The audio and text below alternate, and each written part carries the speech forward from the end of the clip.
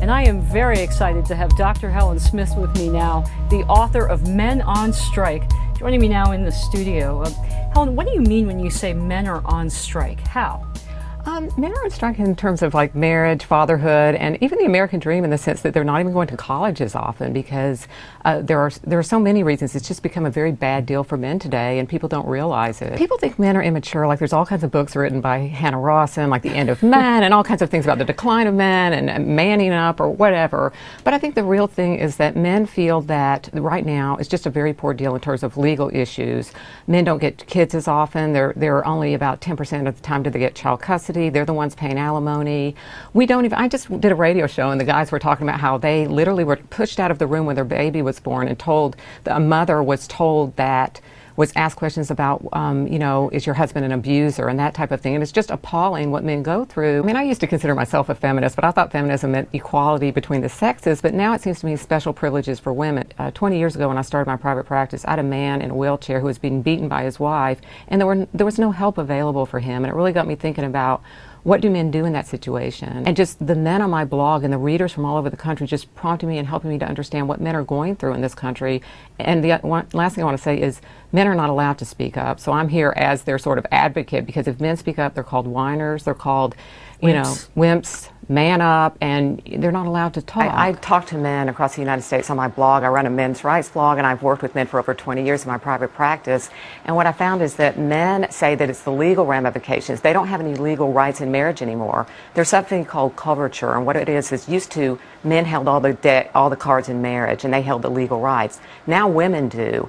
And if you look at it, men, when they get divorced, they only get custody of children 10% of the time. Even if the woman's cheating? If the woman's cheating, and if that's not your child, most states say you still have to pay. You find out 3 years later your 3-year-old isn't yours, you still have to pay in most states. Jim McNamara is a professor, and he found that 69% of the time men are portrayed in the media in a negative light as buffoons, pedophiles, perverts. And what messages is sending to people across the United States? I mean, to men. All right, so you give some tips about what men can do to fight back. For example, stop letting women control the dialogue. That's the most important. Yes. Well, women now, in fact, here I am a woman, at least you're a man, and two women are talking about it, but women control the dialogue. Most of the articles and things about gender are written by women, or they're written by men who have a feminist bent. Men need to stand up and say, you know what? I'm going to write about it, I'm going to talk about it, and quit being quiet. Men look at things in terms of cost analysis, and the penalties for marriage are so high and the rewards now are so low. First of all, there's legal costs of marriage. There are so many men now who are just saying, you know what, it's just not worth it to me. I'm going to be stuck paying the alimony, I'm going to be stuck paying for child support. And it's not just legal reasons, it's also psychological ones where men feel that basically they don't really have rights in marriage. Women hold all the cards now in reproduction and all kinds of things, and men don't. Well, that's all true. I mean, I agree with that completely. But it still doesn't absolve men of the responsibility to stop complaining about how the cards are against them and man up and become men, because you don't become a man until you assume responsibility. What man would take such a raw deal? I don't consider that a man. Well, it's not a raw deal. You derive deep satisfaction as a man by taking responsibility for other people. That's the only place you get deep satisfaction. So men are supposed to take a really bad deal and sign their rights away, and you call that a good deal. Look, you would understand economic rewards. I did. You did. Well, that's good, and maybe you have a really good wife, but a lot of men don't feel that way. But see, Doctor, here's where I get confused. And forgive me, I just went to a wedding last night, so I'm feeling all loved up. Euphoric? Very, because it was beautiful. And any time that you do see a wedding, that the hope is renewed, and it does remind you of what's great about marriage. And so you act as though marriage is such a raw deal for men, but you do get companionship, and you get love, and you get a family, and I see men enjoying all of that and embracing all of that. That's a different topic. Those are also things that you can get with a relationship. We're talking about the legal aspect of marriage. I'm talking about the political and the legal ramifications of marriage, where men aren't getting such a good deal there. And there are thousands of men across the country that I've spoken to and that will tell you differently. And the statistics are bearing that out. A lot of men, you think men need to man up, but to man up, you have to be getting something out of that relationship. What you're saying is that men are getting something just by having a woman. They're just so lucky. Here's the thing. They're allowed. The one thing I agree with you on is men are getting away with having children without marrying the woman. They're not getting away with it. What's happening is a lot of women, number one, don't want them. The lower level women, what's happening is 40% of the women who are breadwinners, a lot of those lower level women are making $17,000 to $23,000. Those women use the government to pay for themselves. They don't want a man. So rather than, some men are just opting.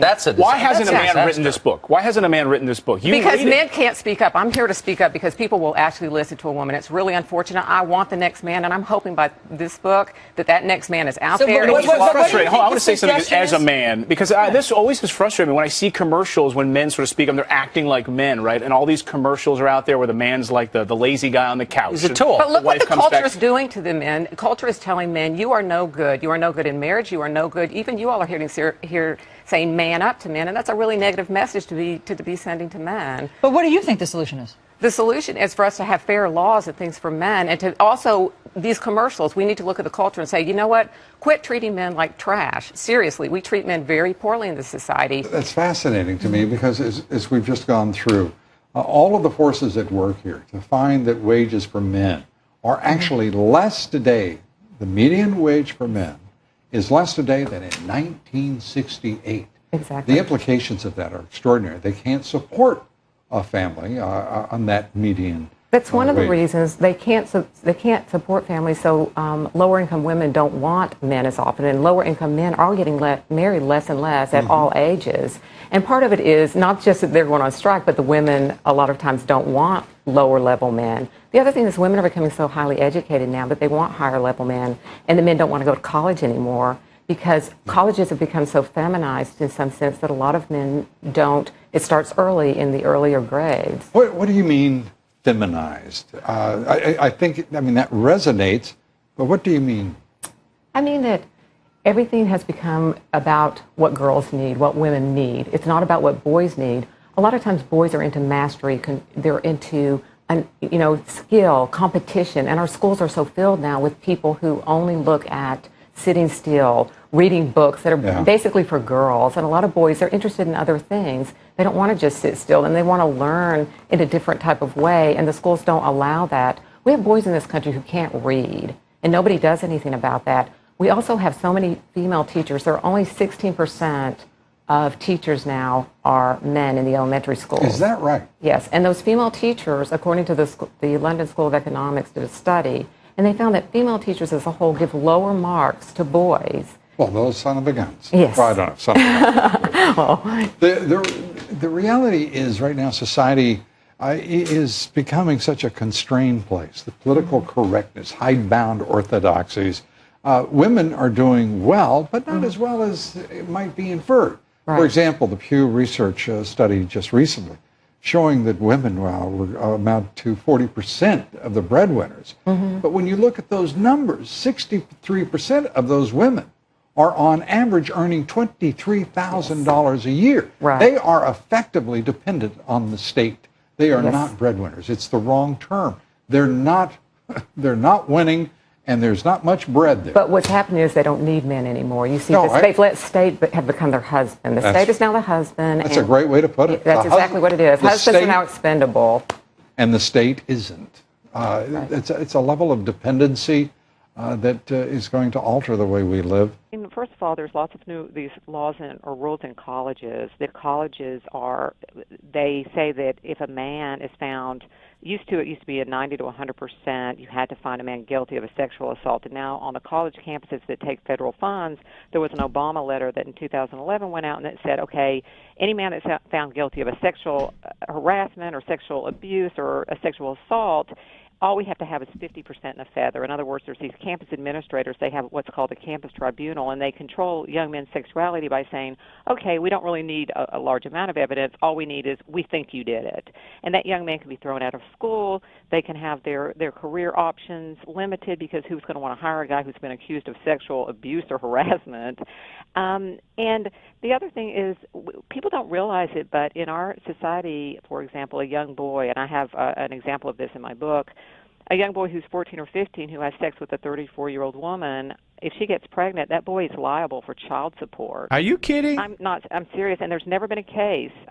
Michael Higdon is a professor at the University of Tennessee, and he did a paper on this, and one of the things that the paper said is there's never been a case where a boy of that age has gotten off. If you were 14 or 15 and you have sex with an older woman, even if it's statutory rape, it doesn't matter. You're liable for child support. Now, I got to interrupt with a question right here. But if it went the other way, exactly. If a guy rapes a girl, there's the There'd be an uproar, and the man would be put in jail. Yeah, but the girl, so the girl couldn't possibly be held responsible for. No. I mean, that's insane. But that's the thing is, people talk about how irresponsible boys are of that age, and then they turn around, they're always so responsible that they know exactly what they're doing, even if they're having sex with a 34-year-old woman, and then she's having his baby. I mean, of course he's responsible, right? Because that 14 or 15-year-old knows exactly what he's doing. Right. I just think it's sort of ironic when it comes to men. They're immature until you need to slap their hand or put them in jail or something. I don't really consider myself any type of feminist because the feminist movement, it seems like there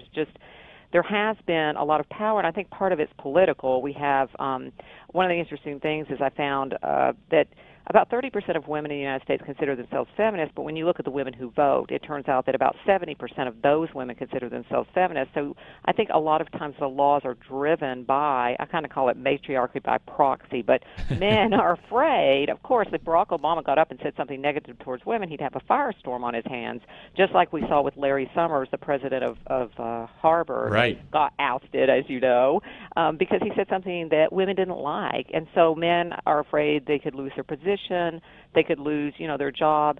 And then that's sort of why I wrote the book, is because I want to talk to men about how they need to speak out, because I think men are afraid to come forward or to say anything because we're so used to thinking of women as the victims in our society and that men can't be discriminated against. Well, how do men handle this? How do men speak out, whether it's at a university? I mean, they'll get themselves in trouble. If it's on the job, they'll get themselves in trouble. If it's in a relationship, they'll get themselves in trouble. And they're taught this. They're taught to fear it, as you well document.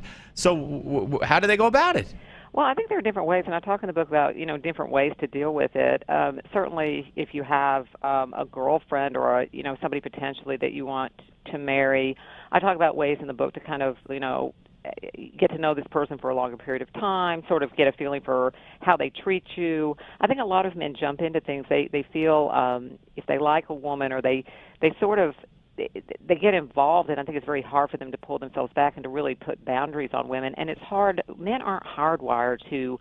They're kind of hardwired more to protect women, and it's very hard for them to confront a woman and what she's doing. But I think that's a very necessary part of a relationship, is that you have to be forward about what you will and won't tolerate. When you see a woman for the first time do something that's, maybe she makes fun of men, or maybe she tells you you're not going out with your friends, or maybe she starts to put a lot of boundaries on that women. Should be a red flag. Exactly. Yeah. How are you accepted or not accepted in academia, by your friends? I mean, what's your life like having these thoughts and beliefs? I used to be sort of a big feminist, so my family was driven crazy by those thoughts. Now they just sort of tune me out. Well, wait a minute. How'd you change? I think it went so far the other way. I think as I got older, when I was younger, it seemed to me that women had some of these problems, and then I realized as I got older that indeed that the society had changed, that the problems that women used to have in some sense have turned around, and there's like a backlash against men. Also, I think because I've seen so many men in my practice, 20 years ago, I had a practice in New York, and one of the first patients I had was a man who was being beaten by his wife, and I couldn't get any help for him. And I realized at that point that, yes, men had, it was a very serious problem. And from there, I just became more open to it. But as far as myself, I mean, people don't bother me too much. Most people are I think a lot of times people are surprised, or if I talk to women about the book that I wrote, they think it's like a cute book that a psychologist wrote. Right. How do you rope a man in or whatever? But I think most men get it. I don't even have to say anything, but they totally get it. And you see this look of like this in their eyes, sort of like, oh yeah, I get that. And you don't really have to say that much to them. And that's another thing, domestic violence in this country, and people don't understand. If you say that men get beaten too by their wives or spouses or whatever, or that it's a problem with men on the receiving end, they look at you like you're some kind of nut job, but all you got to do is look at the Justice Department statistics.